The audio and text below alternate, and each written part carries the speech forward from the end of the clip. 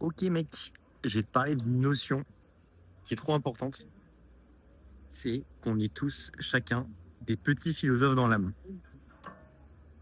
Théo, si tu regardes cette vidéo, c'est un peu grâce à toi que je vais étayer mon propos sur le fait qu'on est tous des petits philosophes et que pourquoi le fait de philosopher, de parler, d'écrire ou de simplement en fait extérioriser sa pensée est le dernier bastion pour prouver que tu seras humain plus tard. C'est pour moi les seules méthode, le seul art, la seule démarche consciente que tu peux prendre dans ta vie pour prouver que tu as encore de l'humanité au fond de toi et que tu n'es plus un consommateur et que tu n'utilises plus les outils extérieurs pour ton développement qui au final t'atrophie et qui au final réduit ton champ des possibles. On est tous des petits philosophes. Pourquoi? Je pense que j'ai noté trois termes, qui en plus d'ailleurs, il faut que j'en parle, en train de noter trois termes qui permettent de te montrer que tu es sur la bonne voie et que tu es complètement acteur de ce que tu fais au quotidien. C'est le sens, l'autonomie et le besoin de vérité. Ces trois choses-là sont subjectives et individuelles à chacun. Le sens, pourquoi? On a toujours eu besoin, aussi profondes et aussi anciennes sur les civilisations qu'on connaît, ont eu besoin de faire sens de leur monde. Donc forcément bâtir quelque chose à leur image. Ça a toujours fonctionné de la sorte. On a besoin de faire sens du monde dans lequel il nous entoure pour qu'on soit en paix et pour qu'on puisse ensuite, après, simplement s'expandre. Et pourquoi pas aussi partager des choses, partager des ressources, partager aussi des liens sociaux et de toutes les choses qui nous conditionnent et qui permettent de faire notre amour et aussi pouvoir profiter de toutes les plus belles énergies que tu connais bien. Tu as aussi l'autonomie et la vérité, le besoin fondamental de vérité pour comprendre et ensuite faire sens du monde, tu vois. En fait, moi, je trouve que c'est un triptyque. L'autonomie, le sens et la vérité. C'est vraiment des choses, un triangle qui, pour moi, si tu enlèves ces notions-là, enlève toute humanité à la personne. Et quel est le meilleur exemple et quel est le meilleur art et la meilleure démarche pour retrouver ce triptyque-là? C'est dans la philosophie, c'est dans l'écriture et c'est dans le fait d'être avec ses pensées et surtout de confronter ses pensées. Encore une fois, Sacha et Théo, si vous passez par là, la vidéo de comment créer sa philosophie a beaucoup résonné en moi. Donc, en ce moment, je suis en train d'écrire un récit philosophique sur mon quart de siècle dans cette vie. Essayer un petit peu de prendre en compte toute cette bouillie d'informations que j'ai pu avoir dans ma vie, que j'ai vraiment emmagasiné énormément d'informations. Elles sont diverses et variées, elles sont éparses, elles sont courtes, elles sont longues, elles sont parfois même, je dirais, euh, biaisées par la vision de la personne, etc. Mais j'avais toujours eu en ligne de conduite de ingurgiter de l'information sans pour autant faire quelque chose, tu vois. Et là, il y a eu une grande décision qui s'est prise dans ma tête, c'est d'enfin utiliser cette bouillie d'informations pour en faire quelque chose qui soit conforme à ma vision du monde. Donc simplement faire confronter tout ce que j'ai pu voir dans ma vie et ce qui m'a impacté. Et ça passe soit par parler, comme ça, le confronter, ou alors soit faire un récit philosophique, faire un essai philosophique. Et c'est ce que je m'apprête à faire. J'ai pas nécessairement envie, tu vois, d'être dans le business actuellement. C'est pas mon intérêt parce que je n'arrive pas à être vraiment dans l'opérationnel, dans le processus. Et on sait très bien que s'il y a de la friction, je ne vais pas tenir sur le long terme.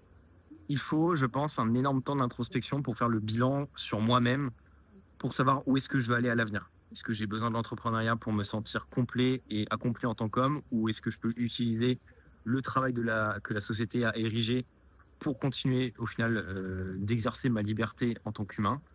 Je ne sais pas. C'est pour ça que j'ai besoin de faire ce pas de recul et d'enfin prendre action sur ça.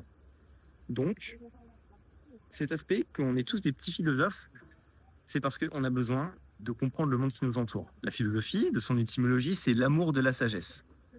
C'est très beau comme signification, c'est même magnifique. L'amour de la sagesse. Moi, je trouve ça magnifique.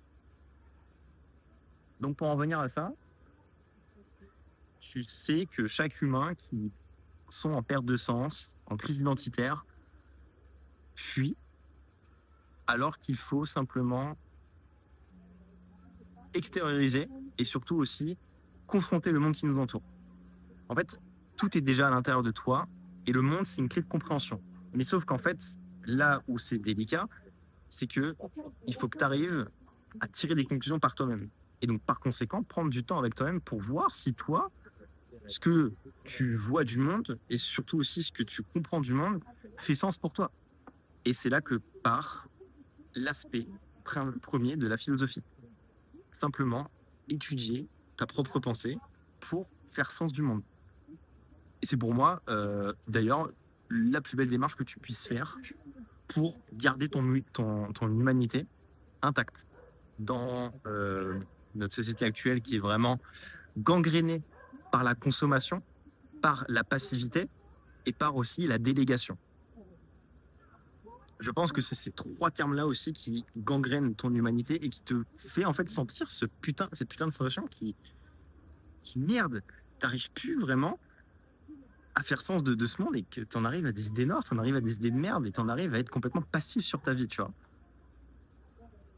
Et ça, c'est un gros problème. Donc, je te le dis, mec, on est tous des petits philosophes et que si justement tu n'arrives pas à aimer la vie, à être en paix avec toi-même et surtout aussi donner de l'amour aux autres et faire des projets, faire des actions qui, toi, te font plaisir, c'est parce que tu n'as pas assez philosophé et que tu n'as pas assez expérimenté le monde et expérimenté ce qui se passe dans ta tête et que tu as été trop passif dans ta vie. C'est ça que je voulais un petit peu te parler, surtout te partager sur cette notion-là. Donc justement, là, je suis en train d'écrire mon premier essai philosophique sur moi, ma vérité, mon sens et mon autonomie du monde, pour qu'ensuite, que chacun bah voilà, puisse prendre part à cette lecture, voir ce que ça fait émerger, et ensuite, après, bah, prendre ce qu'il y a à prendre.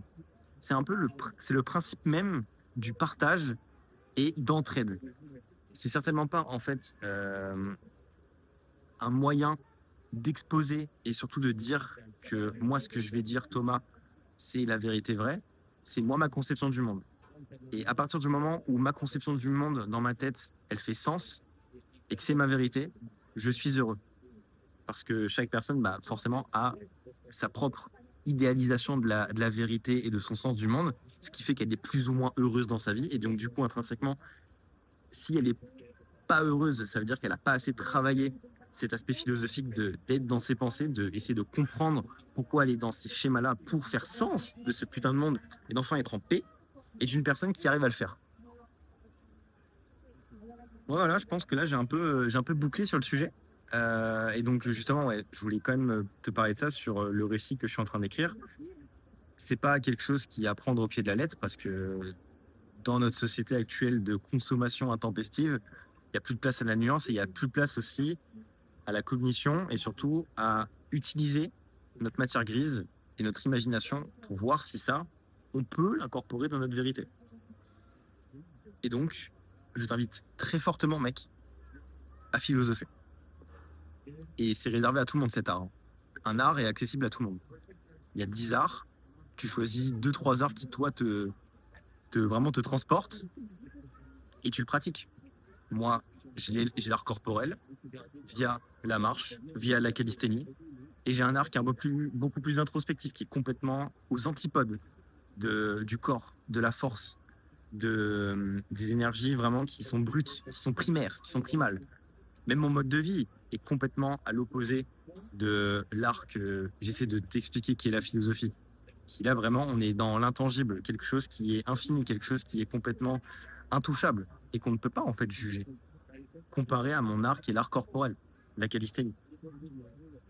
Donc voilà mec, trouve ton art, mais je te garantis que la philosophie sera le dernier rempart et le dernier bastion pour prouver ton humanité et que tu es encore quelqu'un qui est doué de raison et qui est encore capable de pouvoir partager son opinion, élever les consciences, élever les gens, confronter ta vision et encore plus toi t'élever par la même occasion. Voilà. Et en plus, je me suis attaché les cheveux. Je pense que je suis plutôt pas mal. Hein. Allez, ciao.